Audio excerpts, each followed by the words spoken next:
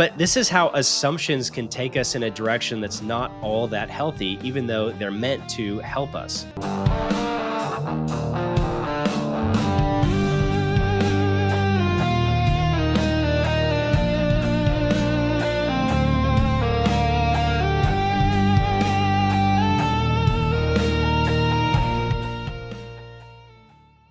Hey, what's up, everybody? Welcome back to the No Disciple Project podcast. I'm your host, Mark Hummel. On this podcast, we talk all things personal growth and spiritual development. Let me ask you something. How many times have you made a decision based on what you thought would happen, only to realize later that you were completely wrong? We all do it. We all will do it. We'll do it today. We'll do it in the future. And what we're talking about is the trap that can be making assumptions. Assumptions can cause all kinds of trouble for us. So we're going to unpack that today as part of our series where we're going through the acronym GAILS, GAIL, which stands for Gremlins, Assumptions, Interpretations, and Limiting Beliefs. Before we go too far, I want to remind you to go ahead and subscribe to the No Disciple Project podcast and help us spread the word that this new podcast exists by sharing it with your growth-minded Christian friends, or maybe not Christian, anybody that just needs spiritual development and personal growth combined. All right, let's get into our topic for today. It's going to be a good one. By the end of this episode, we're going to cover what assumptions really are and why our brain loves to use assumptions. We're going to talk about how assumptions can become spiritual landmines if we don't check them. And we're going to get into a little bit of the neuroscience of how your mind forms assumptions, something called dual process theory. I'm a complete nerd for this stuff. And we're going to tie that to Romans 12:2, one of my favorite neurology verses. And so 3 simple questions that we're going to stop, reflect, and use to shift our mindset will be at the end of the show. So make sure to stick around for those and take as much as you can into your life from this podcast. When I was a teenager, I had become a new Christian and I was on fire, just reading my Bible all the time, praying all the time. And I actually spent hours per day doing this. I'd go to church every single time the door was open. And I assumed that that was going to be what my spiritual life felt like for the rest of my life. Now, if you've been a Christian for any length of time, you understand that this is not really how that works. In fact, if we stick with it long enough, we oftentimes find that there are periods of doubt and pain, and it actually forms us and shapes us in a way that causes some pretty uncomfortable situations sometimes. Those are good things. But for me, I assumed that excitement would just kind of always be there. Assumptions have been present in my life all over the place, and assumptions are not necessarily a bad thing on their own. They actually help our brain fill gaps, part of what they do. But they can get us in trouble because we fill those gaps oftentimes with the best information that we have, and it's not always accurate or true information. Here's a quick example. For years, Misty, my wife, and I would go on these road trips, and these were long road trips. We'd be in the car together for 8, 10 more, maybe hours a day on these road trips. The longest we ever went on, I think, was 22 days. It was when we were in our early 20s. And it was the cheapest way to go on road trips was to go on long road trips where we could camp for $20 a night. We'd be driving all over the country. It was the coolest thing ever.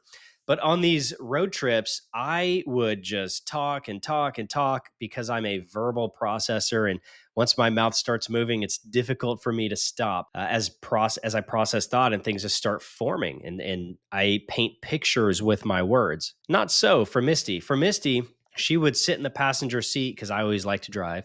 She would sit in the passenger seat and she would oftentimes be nearly silent, just super quiet, almost the entire drive.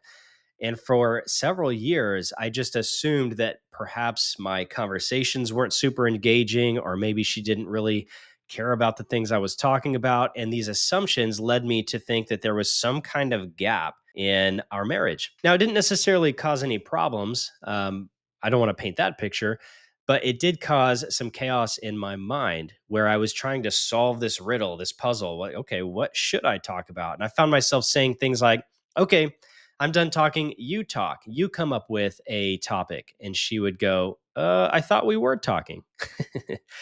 Now, what was happening here? I was assuming that maybe I wasn't engaging, assuming that she didn't want to talk at times, assuming that she could just come up with a topic and refuse to do so. Now, what I know through lots of study and understanding human behavior and neurology and all the nerdy things I love to look at is that she's a deeply internal processor. And so even though she was silent, most of the conversation, she was very highly engaged. Once we realized that and we learned how to better communicate with each other, I no longer thought that I was just boring. But this is how assumptions can take us in a direction that's not all that healthy, even though they're meant to help us. Assumptions are meant to be these mental shortcuts. And that's a good thing because we can't possibly think about everything there is to think about with all of the things coming at us throughout the day in life, in faith, and in business. What we can do, though, is get really, really good at understanding the world around us, understanding people, and then our mind will assume or fill gaps and create these mental shortcuts. Again, the problem is when we don't actually fill those gaps with true or right information. We've got like this fill in the blank machine. It's going to fill the gap, whether we have correct information or not, with the best information that it has. So let's throw in a verse, which is Romans 12:2. Do not conform to the patterns of this world, but be transformed by the renewing of your mind. So here's the backdrop for assumptions. What you think about regularly, the things that you are exposed to, the people that you spend time with, the social media that you look at, everything that you consume is what is going to be used to put together or synthesize something to go into the information gap to make your assumption. So your assumption is not actually as intelligent as we might think. It's the product of all of the things influencing us. For example, if I assume that somebody is mad at me because they're quiet, it's probably because I have that in my past somewhere or in the content that I'm consuming is that people are mad when they're quiet. And you can apply this to anything in your life, in your faith, or in your business. Assumptions come from the influences that we have. Because of that, our Romans 12:2 verse, do not conform to the pattern of this world, but be transformed by the renewing of your mind, is critical. Daily, we renew our mind so that we think about things that are holy and pure and loving and forgiving and merciful. So that anytime we need to create a mental shortcut and fill a gap, we default to assume good intent, choose love, choose to go the right direction with whatever it is you're assuming. Okay, so assumptions become patterns and they really kind of begin to shape your worldview, but they first come from your worldview. Isn't that interesting? So the things that are floating around in your head are all put together to fill gaps in the information that we have throughout the day. Super important that we understand that so that if we are making assumptions or if our assumptions are leading us a direction, we can kind of stop and pause and ask ourselves, okay, is this true? Is this right? Or is it just simply the last thing I heard or the last group of people I was around causing me to think a certain way? Super important. All right. So the next thing I want to cover is called dual process theory. So God has wired our brains, and there is an incredible, deep well of evidence that God created humans in our brain. I don't believe that the complexity with which we operate could have come about by chance. I think looking at neurology and understanding how our minds work is evidence that God is real. So let's get into this. Dual process theory was theorized in the 70s by a guy named Amos Tversky. No way I'm pronouncing that right. And Daniel Kahneman. And they came up with this idea of system one and system two thinking. In other words, thinking slow and thinking fast. System one is the fast thinking, system two is the slow thinking. And this was popularized in the book Thinking Fast and Slow. Creative name, right? But a really great thing to think about. So, system one is your automatic, emotional, fast, sort of intuitive gut instinct type of thinking. And assumptions are typically happening in your system one way of thought. And so, if you have to come up with a decision really quickly or fill a gap in information very quickly, then you're going to be using your system one thinking. Okay, that's cool to know. System two thinking is going to be your more logical, reflective, slow, maybe even where your spirit led discernment style of thinking is going to operate from. So system one is your fast, system two is your slow. Aside from this just being interesting and good to know, what we can look through is the lens of 2 Corinthians 10:5, which is take every thought captive and make it obedient to Christ. So if we understand that we have a very fast reactive way of thinking and a logical, slower, more discernment style of thinking, what we need to do is understand that when we're making assumptions, that's our fast thought. We need to stop and slow down very regularly to ask ourselves, is the information I'm using true? Is it true? That's such an important question. And so you can practice this because we make assumptions all day long and just kind of burn that question in your mind. Is this true? When you ask yourself that question, it immediately causes you to slow down, unless you make an assumption there as well and say, yeah, I assume it's true. But we actually want to slow down and use that question as a jumping off point to try to get somewhere where we weren't going to go with fast thinking and could go with slow thinking. To summarize that or make it really concise, we would say that you're always using your fast thinking kind of by default. And some of us are really good at the slow, more thoughtful, meditative thought almost. And some of us can get a lot better at it. So when you find yourself making an assumption, you can kind of think to yourself now, oh, this is my system one thinking. It's fast, it's automatic, it's emotional, gut instinct, intuitive. Let's see what happens if I use my system two thinking, slow down, and ask myself some questions. Let's get logical, reflective, and maybe even pray and be spirit led when I'm making a decision. Now that we understand what assumptions are, they're there to help us fill gaps, and that we have two styles of thinking, and we can use both of those to our advantage while taking every thought captive to obey Christ. We want to also develop the discipline of curiosity.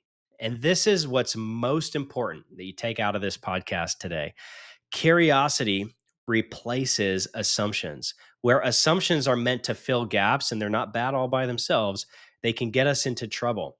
And so curiosity is the opposite of assuming. It's actually asking questions and stopping, slowing down.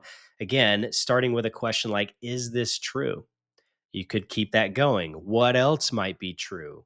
What about this might not be true? Pausing doesn't make you passive, it makes you wise. I'm going to say that one more time. Pausing does not make you passive when it's time to make a quick decision, it makes you wise. Proverbs 18:13 says to answer before listening, that is the folly and shame.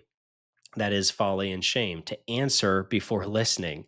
This is critical, you guys, to have the practice or the discipline of pausing and getting curious. So, assumptions are not necessarily a bad thing all on their own. They do serve a purpose, and they come from all of the things influencing our mind.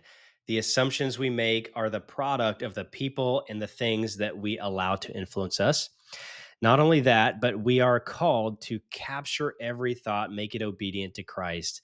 And so, with that, I have just a little bit of an exercise you can try as you go through your week. Identify one reoccurring assumption that you make. As an example, people think I'm not good enough, or this will never work, or they don't like me. Write it down and then write, what if that's not true? And what else might be going on here? So practice this mental pause, especially when assumptions arise. You're going to stop, catch that thought. You're going to check yourself. Is this fact or is this assumption? And you're going to choose what God's truth says, if applicable, or at the very least, just get curious and understand what's actually going on before you commit to the information you're going to use to fill that gap. Again, assumptions aren't bad. We just want to make sure that we're wise with our thoughts. That's what I got for you today. Remember, this was an episode that is a series in us unpacking the Gales. That's gremlins, or that voice that says you're not good enough. Assumptions, which we covered today. interpretations we're going to cover next week, and then limiting beliefs. The reason we're covering all of these things is because as a disciple of Christ, as a Christian, as somebody who's called to be salt and light, we've got to make sure that we are thinking at the highest level. And it's really, really important. So until next week, be known.